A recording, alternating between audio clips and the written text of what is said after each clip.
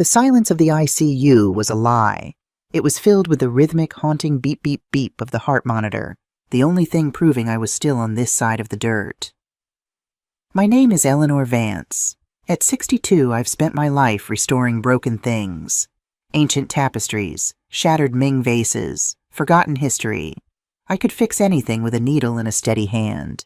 But as I lay there, encased in white sheets that smelled of bleach and death, I realized I couldn't fix my own life. My body felt like it was made of lead and broken glass. The memory of the crash played on a loop in my mind. The blinding rain on the Harlem River Drive, the screech of tires, and that massive truck swerving into my lane. I was rushing home to tell Gavin the news. News that would have changed everything. But now, the only thing changing was the speed of my heart rate as the door to my room swung open. Gavin didn't walk in. He sauntered. At 40, my husband was 20 years younger than me. A fact I used to think was a testament to our love, but now knew was just a calculated investment on his part. He was wearing a charcoal gray suit I had bought him for his birthday. He looked immaculate, not a hair out of place, while I looked like a casualty of war. Behind him stepped a girl who couldn't have been a day over 25.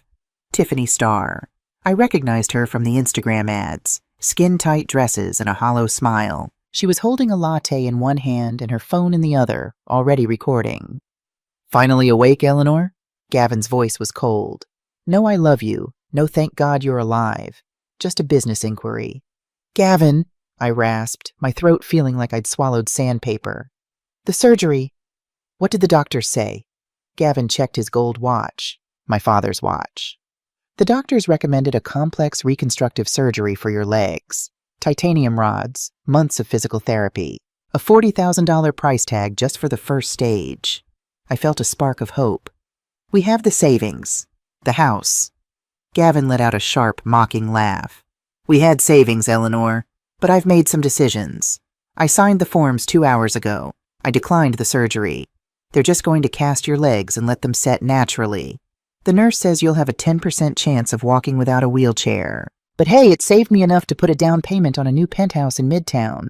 My heart hammered against my ribs. You signed away my ability to walk? For a penthouse?"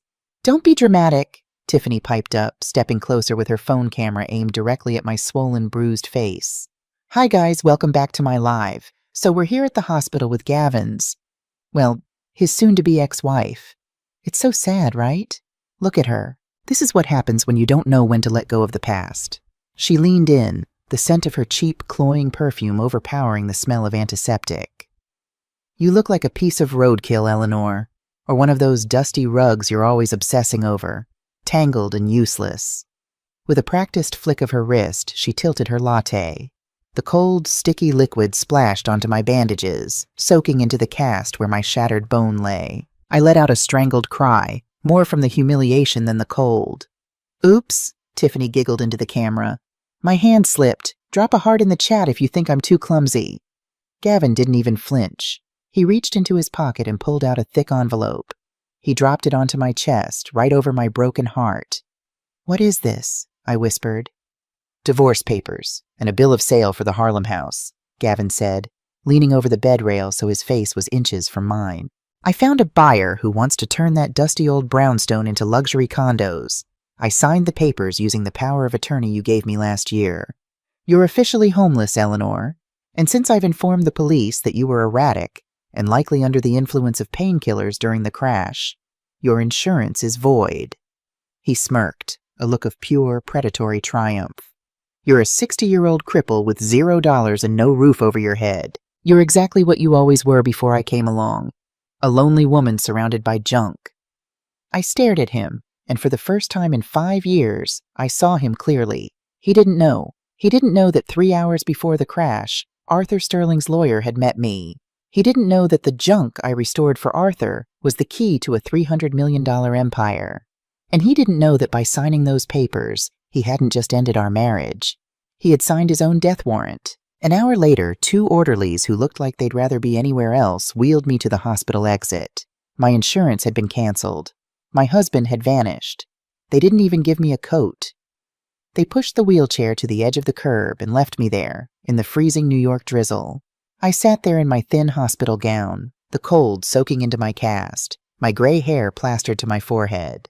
I watched a sleek black SUV, Gavin's new car, speed past. He swerved into a puddle, sending a wave of dirty street water crashing over me. I didn't cry. I didn't scream. I sat there in the mud and the rain, and I felt something hotter than the latte Tiffany had spilled. I felt a cold, crystalline rage. Gavin thought he had liquidated his assets. He didn't realize he had just watered the seeds of his own destruction. I reached into the small plastic bag they'd given me with my personal effects. My fingers closed around a single gold coin, a token Arthur Sterling had given me years ago. It wasn't just gold. It was a signal. I dragged myself toward the payphone at the corner, every inch a symphony of agony. I slotted the coin. "Mr. Sterling," I said when the voice answered. "This is Eleanor. It's time to collect the debt." The rain didn't feel cold anymore.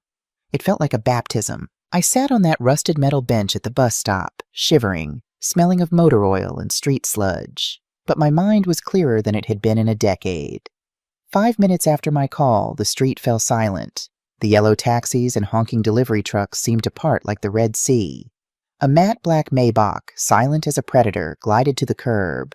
The door opened and a man stepped out holding a massive black umbrella. It was Mr. Sterling, not Arthur, who had passed away while I was in the coma, but his son and lead counsel, Elias Sterling. He didn't look at my muddy hospital gown with disgust. He looked at me with the reverence one gives to a fallen queen. "Eleanor," he said, his voice a low baritone. "We've been searching every hospital in the tri-state area. My father's instructions were absolute. If anything happened to him, you were our first priority." He signaled to 2 private medical technicians who emerged from a second vehicle. They didn't handle me like the hospital orderlies. They lifted me with the grace of people handling a billion-dollar painting. As the heated leather of the Maybach seat touched my skin, I felt the first spark of my new life. "Why, Elias?" I whispered as the car sped toward upstate New York. I was just his restorer. Elias opened a leather briefcase and handed me a warm glass of brandy. "You were never just a restorer, Eleanor. My father was a man who trusted no one. His children were vultures, and his partners were sharks. But you spent 10 years in his private vault, breathing life back into the Sterling Heritage Collection." He pulled out a series of high-resolution photos. They showed the artifacts I had worked on: pre-colonial African gold, lost Harlem Renaissance manuscripts, jewelry that belonged to queens. "You didn't just fix these things, Eleanor. You preserved the soul of our people.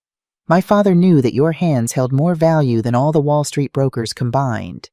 2 days before he died, he added a codicil to his will. He didn't just leave you money. He left you the crown." We pulled through massive iron gates into a sprawling estate in the Hudson Valley.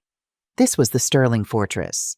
As I was wheeled into a private medical wing, 10 times more advanced than the ICU I had just left, Elias began to read the numbers. "Arthur left you a personal cash bequest of $48 million for your immediate care, but more importantly, he named you the majority shareholder of Sterling Heritage Holdings.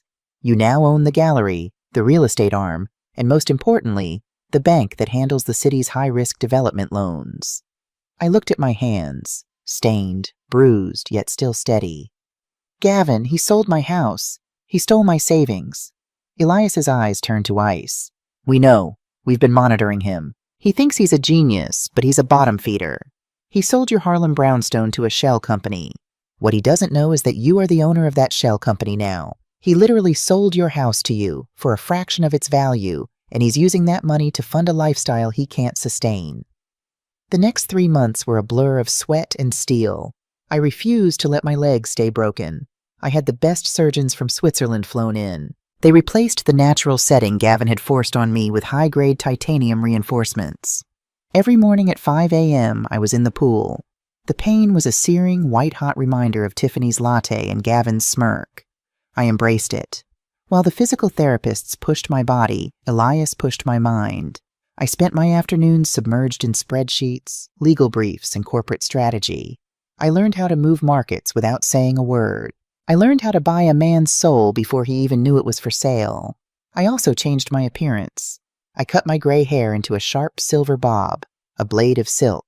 I traded my cardigans for tailored power suits that cost more than Gavin's annual commission. I wasn't Mama L from the antique shop anymore. I was the chairman. One evening, while sitting in my study overlooking the moonlit Hudson, Elias brought me a folder.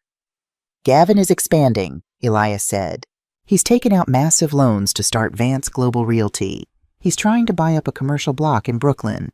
He's leveraged everything, the Midtown penthouse, his cars, even his future commissions." I traced the name of the lender on the document, Hudson Alpha Finance. "Who owns Hudson Alpha?" I asked, already knowing the answer. Elias smiled. "As of 3 o'clock this afternoon, you do, Eleanor. You are now your husband's primary creditor." I leaned back, the silver light catching the sharp angle of my new reflection in the window. Good. Let him feel rich a little longer. Let him buy Tiffany another diamond. I want him to be at the very top of his glass castle before I shatter the foundation. "There's one more thing," Elias added, his face darkening. "We ran a forensic audit on the crash. The truck that hit you? The driver was a frequent contact on a burner phone registered to your sister, Beatrice." The brandy glass in my hand stayed perfectly still. I didn't flinch.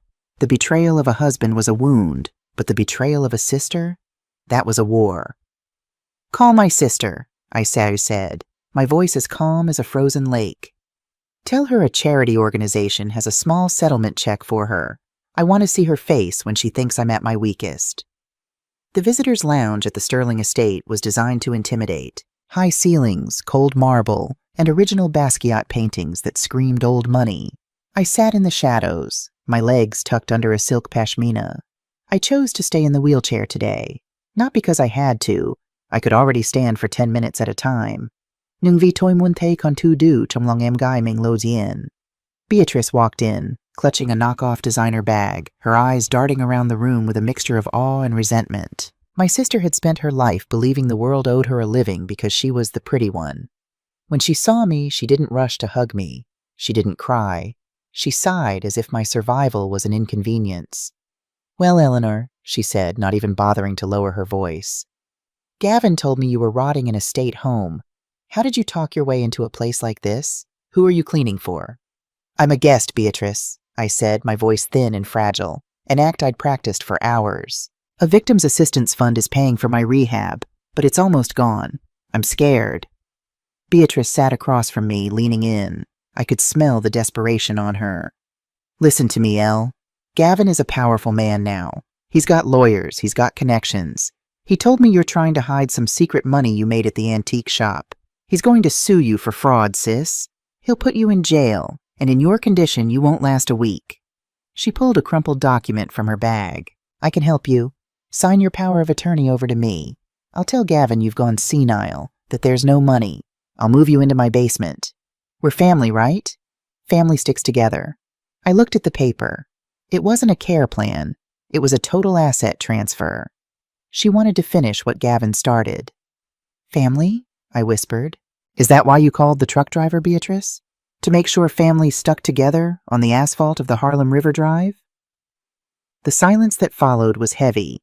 Beatrice's face went from faux concern to a pale, sickly mask of horror. Her hands began to shake, but she didn't deny it. Instead, she hardened. "You always had everything, Eleanor," she hissed, her voice dropping the sweetness. "You were the talented one, the one Arthur Sterling treated like a daughter. I've been living in a 2-bedroom apartment in Queens while you were touching golden silk every day. Gavin promised me $1 million cut if I just helped him time your departure from the shop that night. It was supposed to be a fender bender. How was I to know that idiot truck driver would overdo it?" She stood up, looming over my wheelchair.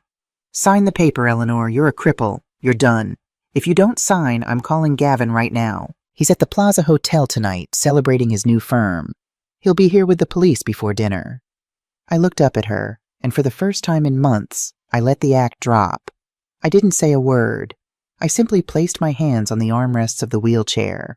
Slowly, with a grace that shouldn't have been possible for a woman left for dead, I stood up. I didn't wobble. I didn't wince. The titanium in my legs felt like a foundation of cold fire. I stood 6 inches taller than Beatrice, looking down at her from the height of my new power. Beatrice stumbled back, her mouth hanging open. You were supposed to be paralyzed. Gavin says a lot of things," I said, my voice echoing with the authority of the Sterling name. "But Gavin is currently living in a penthouse he doesn't own, driving a car I've already flagged for repossession. and sleeping with a woman who is about to become the poorest influencer in New York. I stepped toward her, the click of my shoes on the marble sounding like a death knell. I pulled out my phone and pressed a button. Her own voice filled the room, the recording of our conversation, every word of her confession about the truck driver. "This is what's going to happen, Beatrice," I said, my voice a deadly whisper. "You are going to leave this house. You are going to take that fake bag and your miserable greed, and you are going to disappear. I've already bought the mortgage on your apartment. If I hear from you again, or if you call Gavin, you'll be on the street within the hour." I handed her a small white envelope. "There's $5,000 in there. It's for my niece, Lily. Tell her it's a gift from her aunt. If you touch a penny of it, I will have you prosecuted for the attempted murder of my person." 2 security guards appeared at the door. Beatrice looked at me, truly looked at me, and saw a stranger. She saw the chairman. She fled the room, sobbing and stumbling, a broken woman defeated by the very sister she tried to destroy. I turned to Elias, who had been watching from the balcony. "Is the gala ready?" I asked. "The invitations have been delivered, Eleanor," Elias replied. "Gavin and Tiffany think they are the guests of honor. They have no idea they are the main course." I walked over to the window, watching Beatrice's cheap car speed away. 1 parasite gone, 2 to go. "Good," I said, the silver bob framing my face like a helmet. "I want to wear the blue silk. And Elias, make sure the diamonds are the stars of eternity. It's time to show them what a real legacy looks like." Gavin Vance was a man who lived for the clout. In the weeks following my disappearance, he had become the king of his own deluded world. From my monitors at the Sterling estate, I watched him through the security feeds of his new Midtown penthouse, a property I now technically owned through a series of shell companies. He was popping bottles of $500 champagne, throwing parties for people who only liked him for his open bar.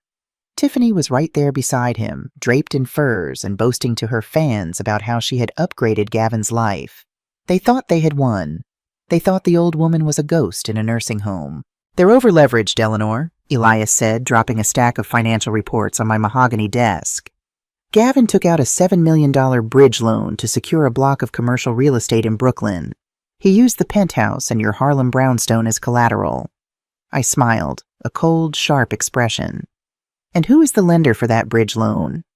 "A company called Nemesis Holdings," Elias replied with a smirk.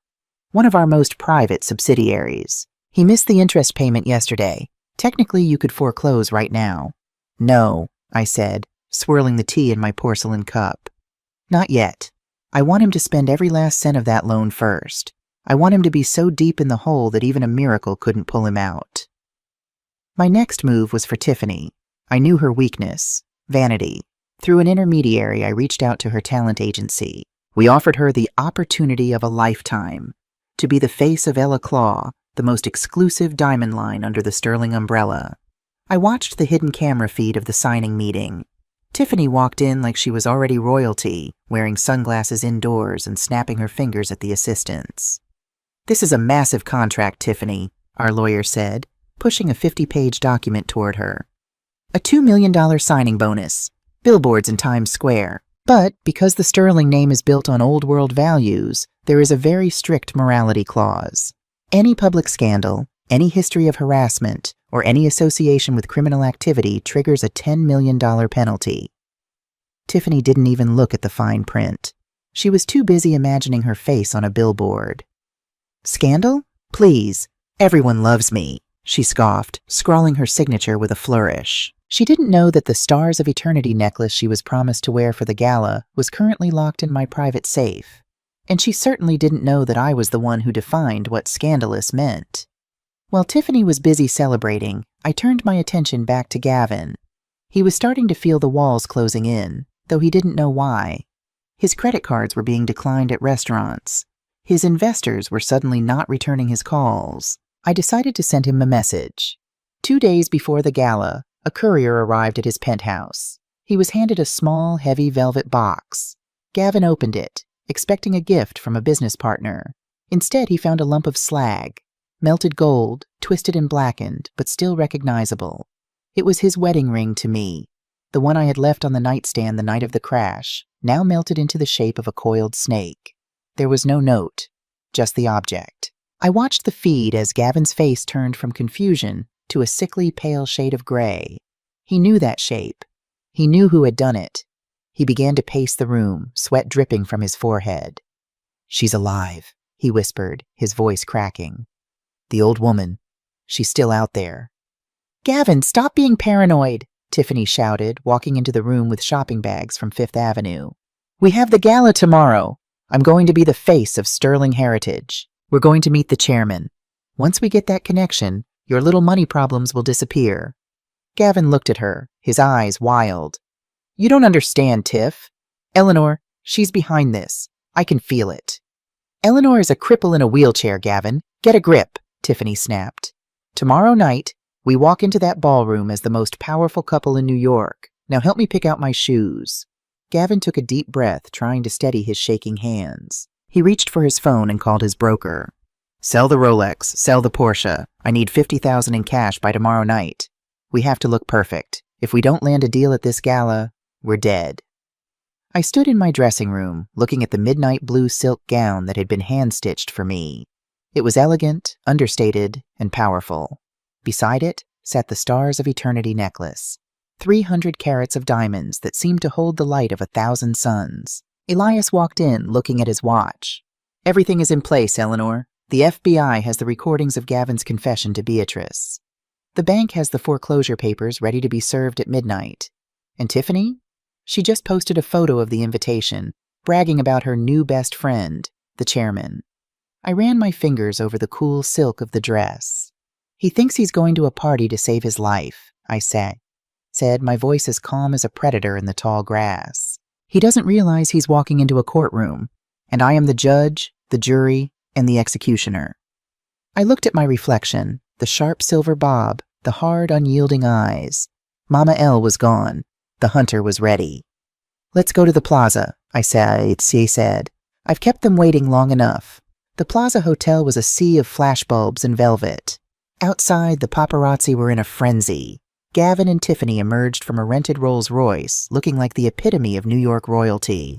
Tiffany was a shimmering disaster in her $50,000 gold-sequined gown, her neck bare, waiting for the stars of eternity she believed would be presented to her tonight. Gavin, pale beneath his spray tan, adjusted his tuxedo with trembling hands. They walked the red carpet, stopping for a reporter from Vogue. "We are so honored to be invited by the Sterling chairman," Tiffany chirped, her fake smile wider than ever. "We've always believed in supporting the community. My fiancé, Gavin, is actually the visionary behind the new Harlem Restoration Project." I watched them from the security suite on the second floor, my face a mask of cold stone. "Visionary," I whispered. He couldn't even see the trap he walked into. Inside the ballroom, the air smelled of lilies and high-stakes power. CEOs, dukes, and billionaires mingled under the crystal chandeliers. Gavin and Tiffany looked around, expecting to be led to the head table. Instead, a maitre d' with an expressionless face guided them past the VIP section, past the stage, and all the way to the back, next to the swinging kitchen doors and the restrooms.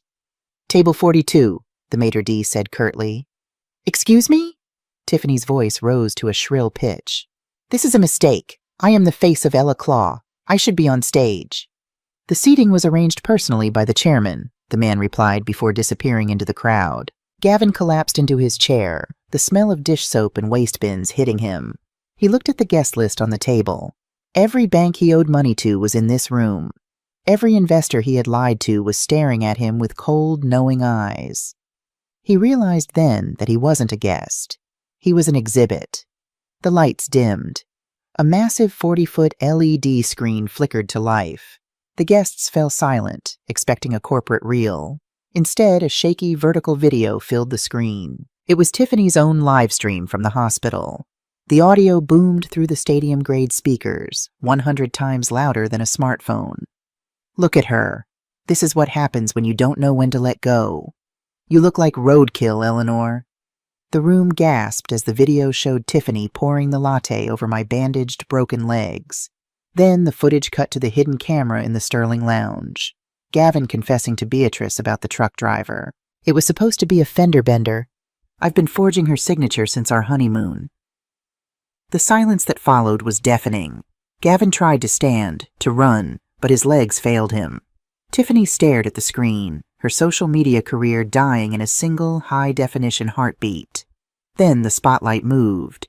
It hit the top of the grand staircase. I stepped into the light. I was a vision in midnight blue silk, the stars of eternity diamonds blazing at my throat. I didn't use a cane. I didn't wobble. I descended the stairs with the slow, deliberate grace of a monarch. Each click of my heels echoed like a gavel. The crowd parted like the Red Sea. I walked straight to the back of the room, to the dark, cramped corner of table 42. Gavin looked up at me, his mouth opening and closing like a fish out of water. "Eleanor?" he wheezed. How are you standing?" "I built my foundation on titanium and truth, Gavin," I said, my voice carrying to every corner of the ballroom. "While you built yours on debt and lies." I looked at Tiffany, who was clutching her fake pearls. "I believe you were looking for this necklace, Tiffany? Unfortunately, the morality clause you signed doesn't allow for roadkill behavior. You aren't the face of Ella Claw. You are a $10 million liability to my company, and I've already filed the lawsuit." Tiffany screamed, a raw, ugly sound of pure vanity shattering. She lunged at me, but 2 sterling security guards caught her midair. "Get her out of my sight," I commanded. Then the FBI moved in. Special Agent Vance, no relation luckily, stepped forward, clicking his handcuffs. "Gavin Vance, you are under arrest for attempted murder, wire fraud, and grand larceny." Gavin looked at me, tears of cowardice streaming down his face. "Eleanor, please. We were family." "Family sticks together, Gavin," I whispered, leaning in so only he could hear. "Is that why you're going to the same prison where I've made sure the idiot truck driver is currently waiting for you?" He's very eager to discuss his missed payment. As they dragged him out, screaming and fighting, the room erupted into applause. But I didn't stay to enjoy the cheers. I walked out of the ballroom, through the front doors of the plaza, and into the cool night air. Elias was waiting with the car. "Where to, Madam Chairman?" I looked toward the lights of Harlem, the place where I started, and the place I was going to rebuild. "Home, Elias," I said. "Take me home." The headlines were a symphony of justice. "Socialite scammers arrested at Plaza Gala," shouted the New York Post. "The secret billionaire, Eleanor Montgomery's incredible rise." I sat in the garden of the Sterling estate, sipping coffee and looking at the Hudson River. The midnight blue dress was gone, replaced by a simple linen robe. My legs felt strong. The doctor said I was a medical miracle, but I knew better. It wasn't medicine that healed me, it was the refusal to be finished. Elias walked out with a final stack of papers. "Gavin's bail was denied," he said calmly. "Between the FBI's wire fraud charges and the evidence of the truck driver's confession, he's looking at 25 years to life. And Tiffany? Her agency dropped her, and her assets have been frozen. She's currently staying in a motel in Queens, waiting for a court date she can't afford." I nodded. "And the brownstone?" "It's yours again, Eleanor. Fully restored. The neighbors are already calling, asking when Mama L is coming back." Before I went back to Harlem, I had one last debt to settle. I drove to the small, cramped apartment where Beatrice lived. She didn't look like the arrogant woman who had spat on my floor months ago. She looked like a ghost, hollowed out by fear. When she saw me standing at her door, standing tall with no wheelchair in sight, she fell to her knees. "Eleanor, please," she sobbed. "I'm your sister. I was confused. Gavin manipulated me." "Gavin didn't pull the trigger on your conscience, Beatrice. You did," I said, looking down at her. I didn't feel hatred anymore. I just felt a profound, cold pity. I handed her a legal document. "I've set up a trust fund for Lily. It covers her private school, her college, and a small apartment when she turns 21. You will have no access to it. Not a single cent. I've also paid off your mortgage, so you have a roof over your head." Beatrice looked up, a spark of greed returning to her eyes. "So you're forgiving me?" "No," I said, my voice as hard as flint. "I'm paying you to disappear. This is the last time you will ever see me. If you ever contact me or Lily, the trust vanishes and the evidence of your involvement in the crash goes to the district attorney. Live your life, Beatrice, but live it far away from mine." I turned and walked away, her cries fading behind the heavy apartment door. I had cut the rot out of my family tree. Now the tree could finally grow. Returning to Harlem felt like breathing for the first time in years. The black SUV pulled up to the curb of the brownstone. The neighbors, people I'd known for 40 years, were standing on their stoops. When I stepped out of the car, a cheer went up that shook the very leaves of the oak trees. I walked up the stone steps, my fingers tracing the familiar wrought iron railing. This house was built on the sweat and dignity of my ancestors. Gavin had tried to turn it into a commodity, a luxury condo for people who didn't know the history of these streets. But the house had waited for me. Inside, the smell of beeswax and old wood greeted me. I went to my basement workshop. My tools were still there, neatly organized. The dust had settled on a half-finished tapestry I'd been working on before the crash. I picked up a needle. My hand was steady. That evening, I took a walk to the edge of the Harlem River, the same river where I had nearly lost my life. I stood on the bridge, the city lights reflecting in the dark water below. I reached into my pocket and pulled out Gavin's original wedding ring, the one he'd forgotten to steal from my personal effects at the hospital. It was a cheap gold band, tarnished and hollow, much like the man who had given it to me. I looked at it for a moment, remembering the girl who had worn it. The girl who thought she wasn't enough. The girl who let people walk over her because she was afraid of being alone. "You're safe now," I whispered to that girl. I flicked the ring into the air. It made a tiny plink as it hit the water, swallowed instantly by the current. It was gone. The debt was settled. The past was underwater. I walked back to my brownstone, where a small group of young women from the neighborhood were waiting for me. They had heard about my return, and they wanted to learn. They wanted to know how to restore the past. I stood on my stoop, the silver bob catching the moonlight, the sterling diamonds long gone, replaced by the simple glow of a woman who knew her worth. "Come in, sisters," I said, holding the door open wide. "I have a lot to teach you. We aren't just fixing furniture here.